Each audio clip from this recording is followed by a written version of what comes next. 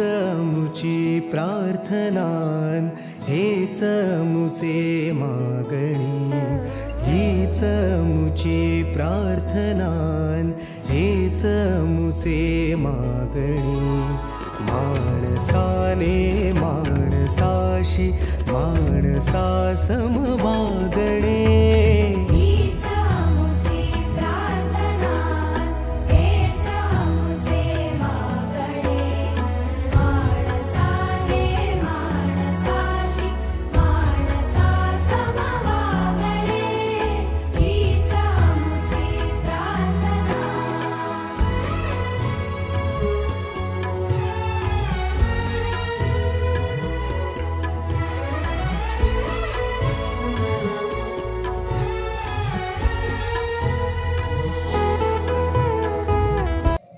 भारतीय राज्यघटनेचे शिल्पकार अशा अनेक उभाऱ्या ज्यांना लाभलेले आहेत असे डॉक्टर बाबासाहेब आंबेडकर यांची 134वी जयंती आज आपण साजरी करत आहोत। आणि या जयंतीचं औचित्य साधून आपल्या संस्थेचे अध्यक्ष आदरणीय सांगवे साहेब ते उपस्थित राहिले आणि त्यांच्या हस्ते आज डॉक्टर बाबासाहेब आंबेडकर यांच्या प्रतिमेचं पूजन होत आहे। खूप आनंदाची गोष्ट आपल्यासाठी आहे। याचबरोबर या कार्यक्रमाला उपस्थित असलेले आपले संचालक आणि ज्यांची धुरा देशी केंद्राची येरके सर यांच्या खांद्यावर आहे असे आदरणीय येरके सर यांचंही आपण विद्यालयाच्या वतीनं हार्दिक हार्दिक स्वागत करूया। मित्रहो, डॉक्टर बाबासाहेब आंबेडकर म्हटलं की ज्ञानाचा महामेरू म्हटलं तरी चालेल। ज्या छत्रपती शिवाजी महाराजांनी तलवारीच्या साह्यानं आणि शिवनीतीच्या साह्यानं स्वराज्याची स्थापना केली, त्यांचाच आदर्श डोळ्यासमोर ठेवून भगवान गौतम बुद्धाच्या धम्माचा विचार करून डॉक्टर बाबासाहेब आंबेडकरांनी आपल्या लेखणीतून पीडित समाजाला, गोरगरिबाला न्याय देण्याचा प्रयत्न केला। एकानं स्वराज्याची स्थापना केली तर दुसऱ्यानं लोकशाहीची मुहूर्तमेढ रोवली असं म्हटलं तरी वावगं ठरणार।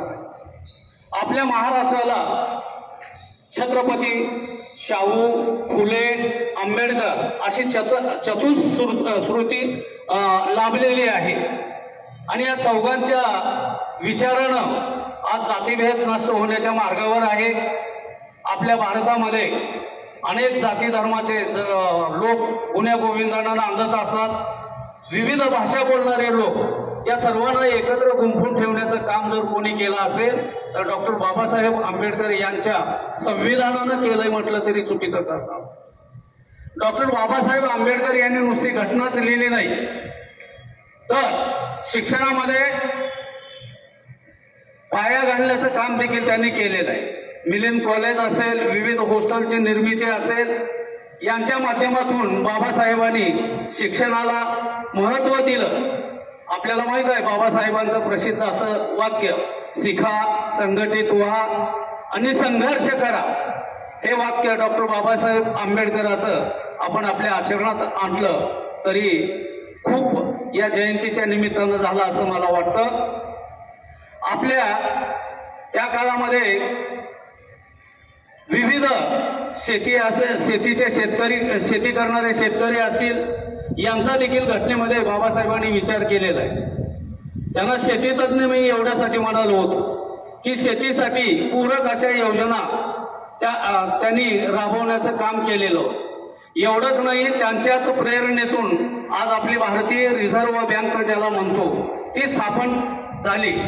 असे हे महामानव ज्यांना आपण बाबासाहेबच्या नावानं ओळखतो अशा या डॉक्टर बाबासाहेब आंबेडकरांच्या चरणी आपण आपल्या विद्यालयाच्या वतीनं, संस्थेच्या वतीनं विनम्र अभिवादन करूया। धन्यवाद। यानंतर अध्यक्ष साहेब आपल्याला मार्गदर्शक शुभेच्छा देतील।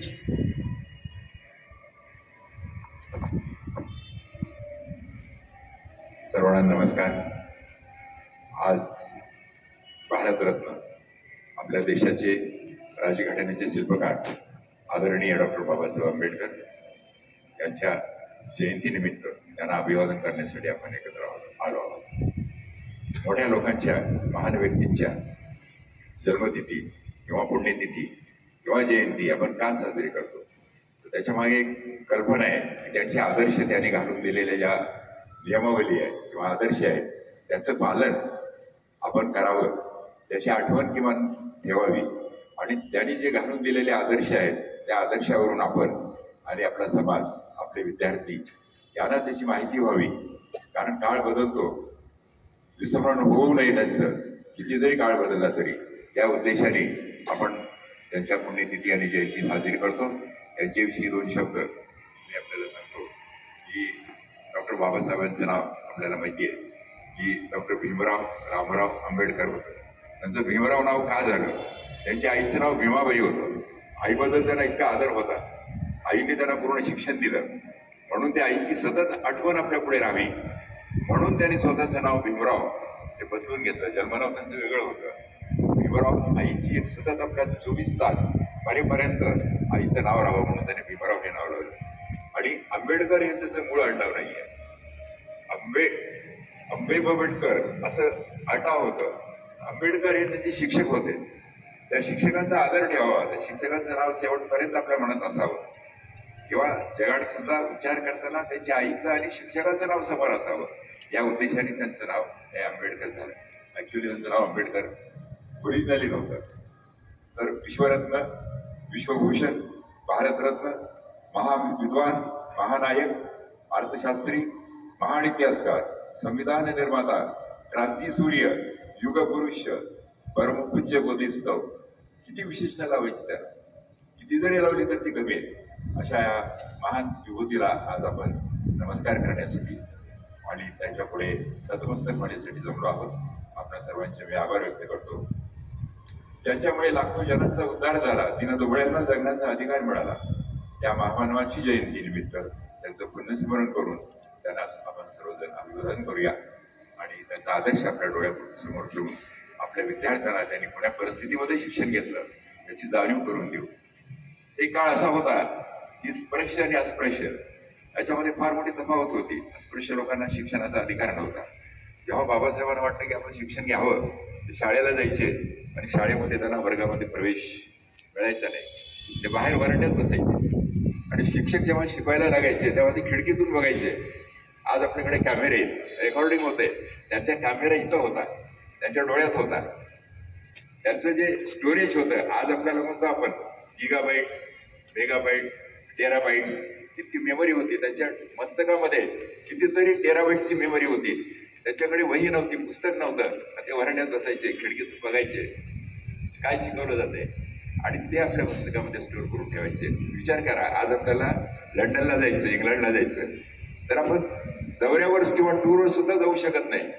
बाबासाहेब त्यावेळेस 100 वर्षापूर्वी लंडनला जाऊन बॅरिस्टरची पदवी घेतली आणि तिथे शिक्षण घेतलं. किती हालापस्त आणि किती कष्ट सहन करावे लागले असतील त्यांना. तर यांचं हे चारित्र्य, यांचे हे कष्ट आपण आपल्या विद्यार्थ्यांना समजावून सांगितले पाहिजे किंवा अशा पद्धतीने त्यांनी इतकं कष्ट घेतले, शिक्षण घेतले आणि म्हणून त्यांची आपण जयंती साजरी करतो.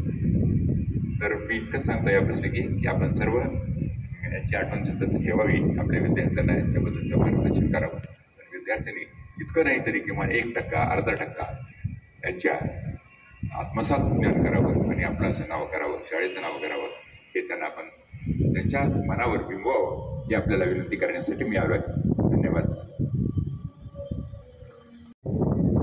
विश्वरत्न महामानव डॉक्टर बाबासाहेब आंबेडकर यांच्या जयंतीनिमित्त आज आपल्या महात्मा बसवेश्वर शिक्षण संस्थेचे सन्माननीय अध्यक्ष आदरणीय सांगवे साहेब या ठिकाणी उपस्थित झाले. त्याबद्दल विद्यालयाच्या वतीने मी त्यांचे आभार व्यक्त करतो. त्याचबरोबर आजच्या अशा या सुंदर कार्यक्रमासाठी आपल्या महात्मा बसवेश्वर शिक्षण संस्थेचे सन्माननीय संचालक आदरणीय येरडे साहेब हे या ठिकाणी उपस्थित झाले. त्याबद्दल त्यांचे विद्यालयाच्या वतीने आभार व्यक्त करतो आणि आपणही सर्वजण मोठ्या संख्येने या ठिकाणी उपस्थित झाला. आपल्या सर्वांचेच विद्यालयाच्या वतीने मी आभार व्यक्त करतो आणि परत एकदा डॉक्टर बाबासाहेब आंबेडकर यांच्या जयंतीनिमित्त विद्यालयाच्या वतीने संस्थेच्या वतीने आपणा सर्वांना हार्दिक हार्दिक शुभेच्छा. धन्यवाद.